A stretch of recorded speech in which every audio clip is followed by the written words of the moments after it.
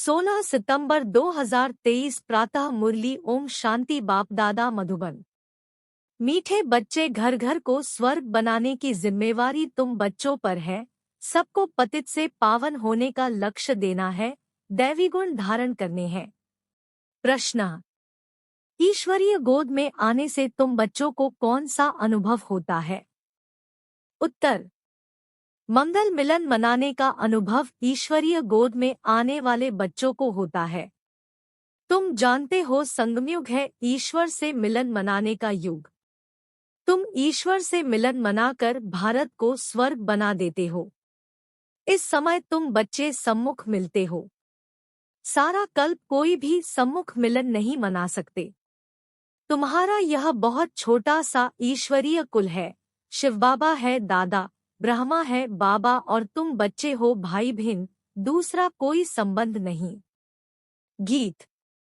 नई उम्र की कलियां। ओम शांति। बाबा जब आते हैं तो पहले कुछ समय साइलेंस में बैठना चाहिए, क्योंकि पहले पहले दान दिया जाता है याद का। याद से ही पतितों को पावन बनाना है। तुम बच्चे दान दे रहे हो और ले रहे हो।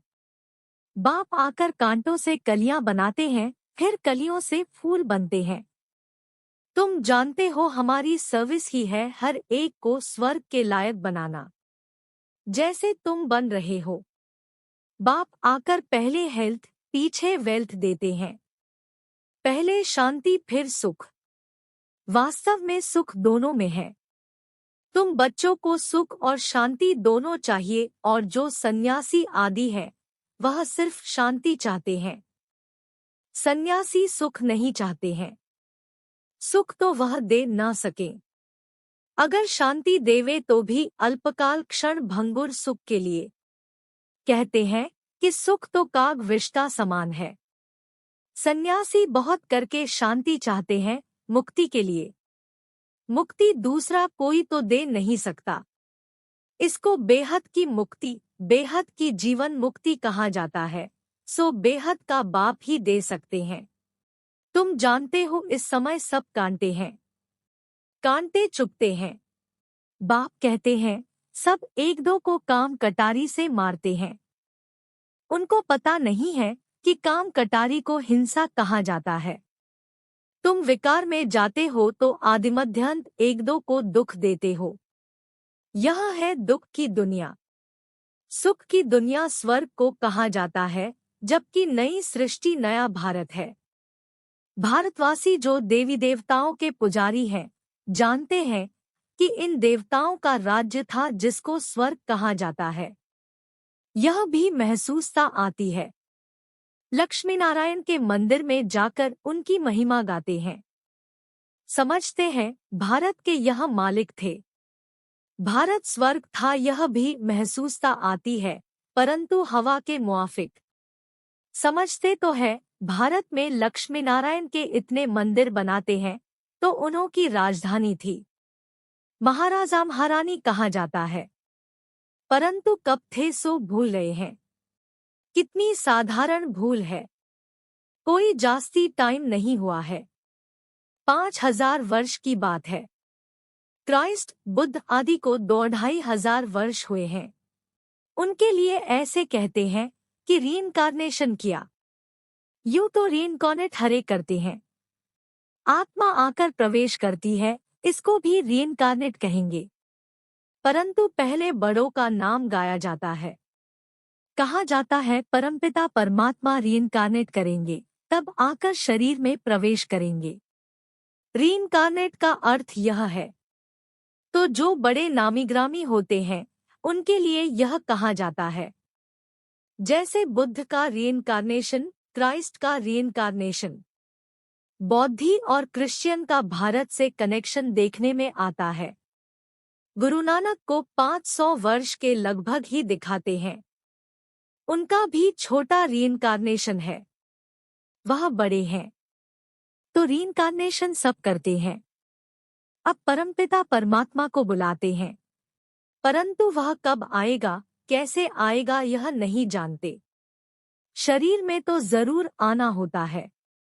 परंतु जन्म न लेने कारण उनको रीइंकार्नेशन कहा जाता है। छोटा बच्चा तो नहीं बनते हैं। सबसे बड़ा रीइंकार्नेशन परमपिता परमात्मा का कहेंगे। गाते हैं परमात्मा 24 अवतार लेते हैं। अब कह देते पत्थर पत्थर में अवतार लिया। गिरते जाते हैं। जैसे भारत गिरता जाता है वैसे उनकी कथनी भी गिरती जाती है।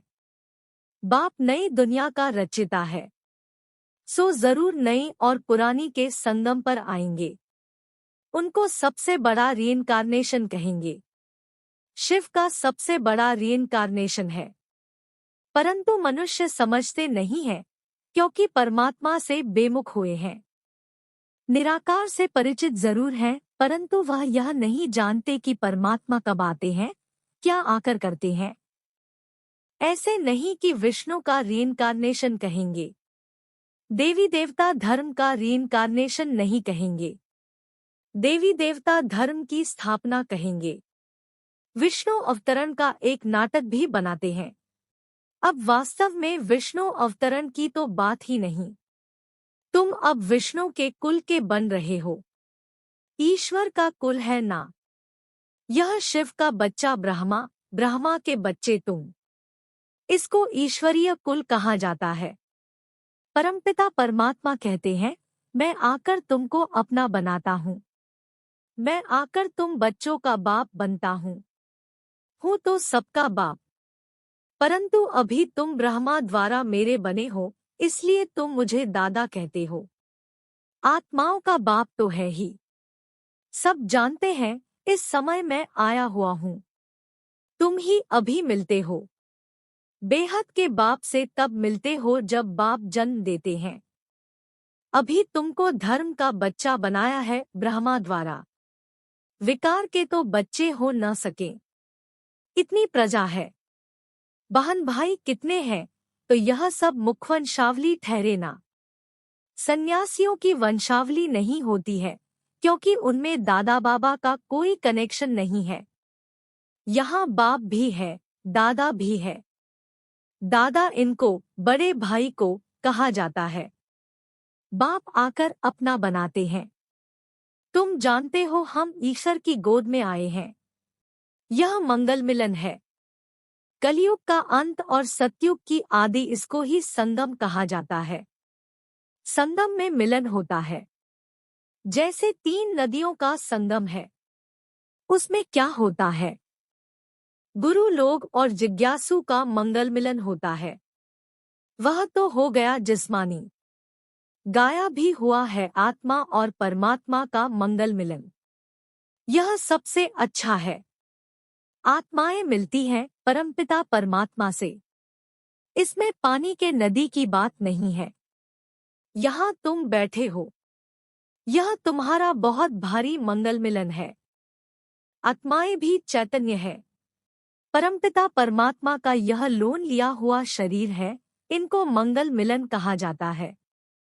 कुंभ का मेला कहा जाता है ना। कुंभ को भी संगम कहेंगे। 3 नदियों के संगम का नाम कुंभ रख दिया है। सबसे बड़ा संगम कौन सा है? सागर और नदियों का सबसे बड़ी नदी है ब्रह्मपुत्रा। उसमें बाबा आते हैं, इसलिए सागर और ब्रह्मपुत्रा नदी का इकट्ठा मेला तो है ही। अब कुंभ का मेला है संगम पर। तुम सब ज्ञान सागर बाप से मिलते हो, इसको ईश्वरीय कुंभ का मेला कह सकते हैं। यह है आत्माओं और परमात्मा का संगम। कुंभ व संगम बात एक ही है। तो तुम बच्चे जानते हो हम अपने लिए स्वर्ग की स्थापना कर रहे हैं। हमको घर में पवित्र होकर रहना है। जहाँ पवित्रता है वहाँ ही स्वर्ग कहेंगे। बच्चे पवित्र रहते हैं तो पवित्रता सुख शांति है। तुम्हारी अवस्था ऐसी होनी चाहिए जैसे देवताओं की होती है। कोई भी अवगुण नहीं होना चाहिए, इसको ही स्वर्ग कहेंगे। वही फिर स्थायी स्वर्ग बन जाता है। घर में ऐसा लायक बनना है, इसलिए कहा जाता है घर घर को स्वर्ग बनाओ। तुम मनुष्यों को स्वर्ग में चलने लायक बनाते हो। तुम्हारे लिए ही गीत है, घर घर को स्वर्ग बनाओ। सतयुग में घर घर में स्वर्ग था, अब नहीं है। जो बच्चे बाप से वर्षा लेते हैं, उन्हों को अपने घर बैठे पतित से पावन बनने का लक्ष्य देना है।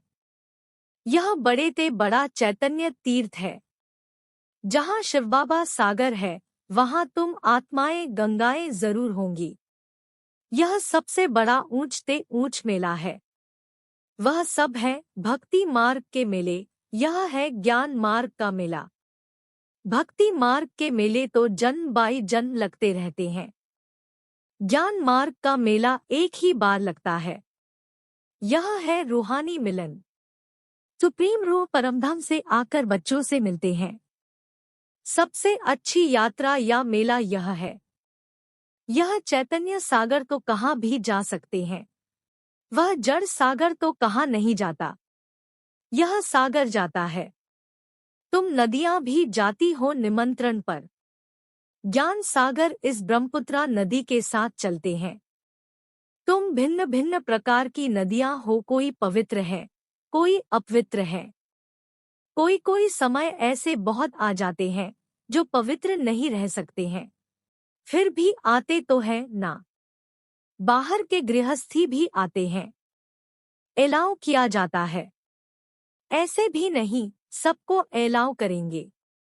कोई मित्र संबंधी आदि आते हैं, जिन्हों को उठाने के लिए एलाव करते हैं। नहीं तो कायदे बहुत है। इंद्रप्रस्थ में कोई पतित आ न सके।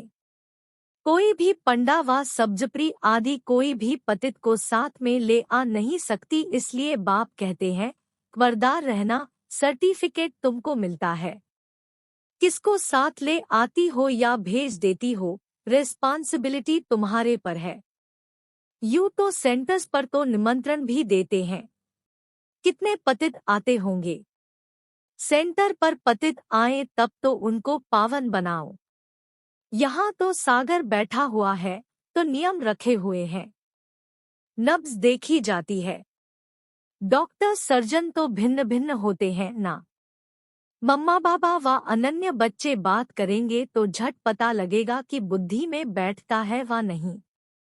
तुम कोई को भी समझाएंगे कि दो बाप है तो झट मानेंगे। युक्ति बतलाई जाती है। परमपिता परमात्मा को तो सब याद करते हैं।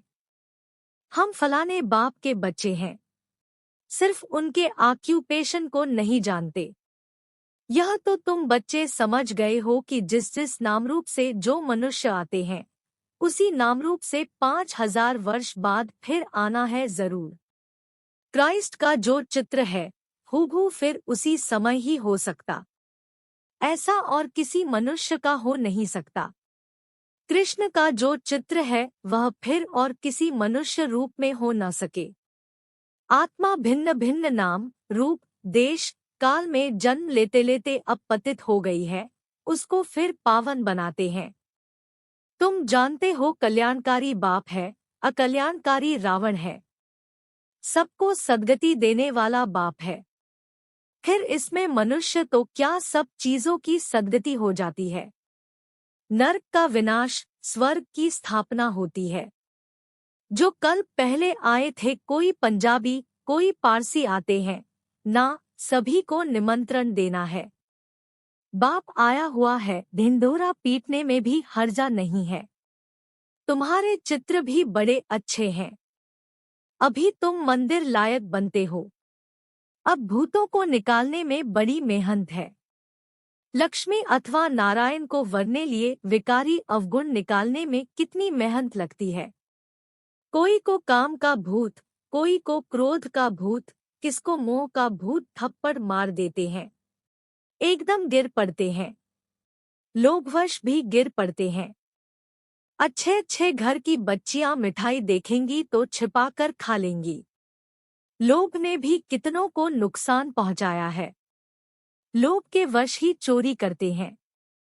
पहले तुम भट्ठी में थे, अभी तो सबको अपने घर में भट्ठी बनानी पड़े।